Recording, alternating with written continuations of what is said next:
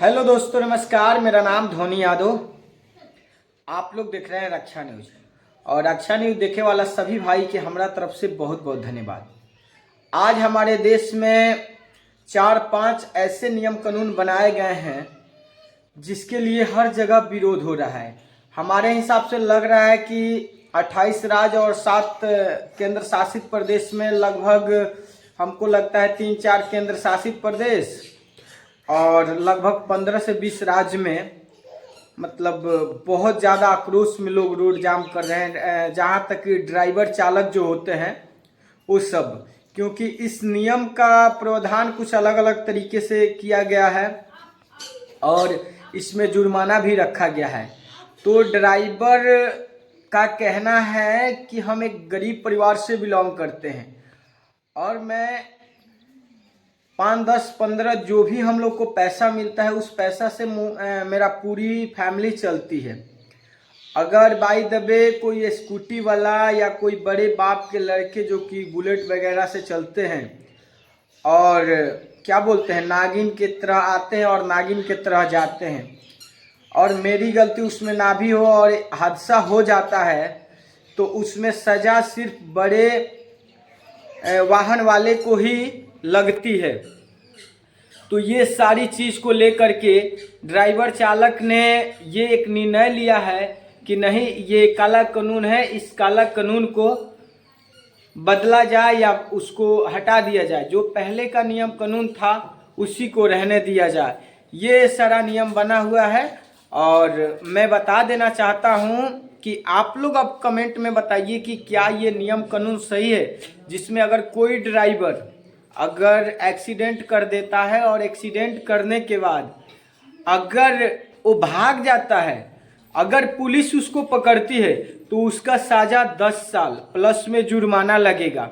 अगर वही ड्राइवर चालक अगर मान लीजिए कहीं पे हादसा होता है और वहाँ पे जो भी घायल है या एक्सीडेंट हो गया उसको अगर अस्पताल लेकर के चले जाते हैं तो उनको 7 साल की सज़ा होती है और प्लस में जुर्माना लगेगा।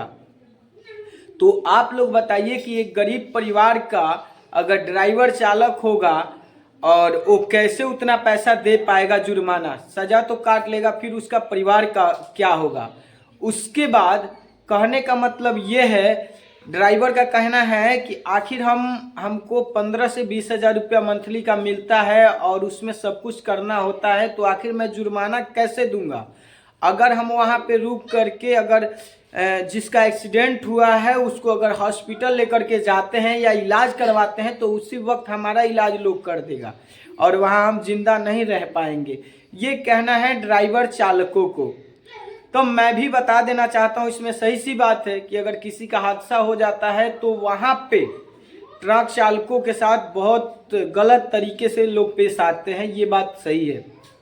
तो हम आप लोग से बताने का प्रयास करते हैं कि आखिर ये नियम, इसके पीछे और भी 3-4 नियम है जो कि मतलब थाना से रिलेटेड है, कोर्ट से रिलेटेड है और उसके बाद में क्या बोलते हैं उसी पे रखा गया है कि अगर लड़ाई झगड़ा का भी अलग अलग नियम, मतलब 5 ऐसे नियम हैं जो नियम अभी संसद भवन में मतलब अमित शाह के द्वारा बताया गया है। तो अमित शाह जी, ये नियम पहले भी था, चूंकि 2 साल की सजा होती थी। पहले का ड्राइवर चालक का क्या था कि उसका 2 साल की ही सजा होती थी और थोड़ा बहुत जुर्माना लगता था अगर किसी का एक्सीडेंट होता था। आप लोग देखे होंगे कि पहले फिल्मों में भी बहुत सारे दिखाए जाते थे कि किसी ड्राइवर ने किसी को रौंद दिया और 2 साल सजा काटा, कुछ मुआवजा दिया और निकल गया। तो ऐसे करके बड़े बड़े लोग जो होते हैं वो ड्राइवर को कुछ पैसा दे करके किसी को हादसा करवा देते थे। तो ये चीज़ अब कंट्रोल होगी और आप लोग कमेंट में बताइए कि क्या ये नियम सही है या गलत है।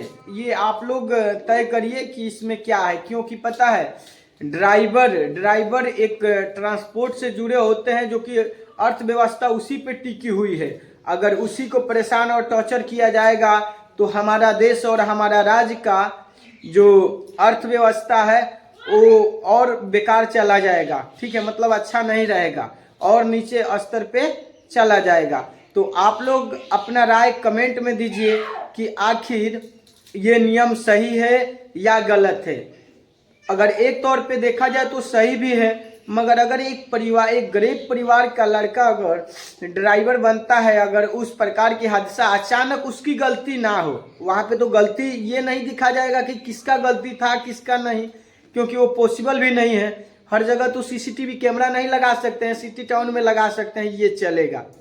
तो यही रही आज की न्यूज, और बाकी हमारे चैनल को आप लोग सपोर्ट करिए और ज़्यादा से ज़्यादा शेयर करिए। आपका भाई छोटा धोनी यादव। जय हिंद दोस्तों।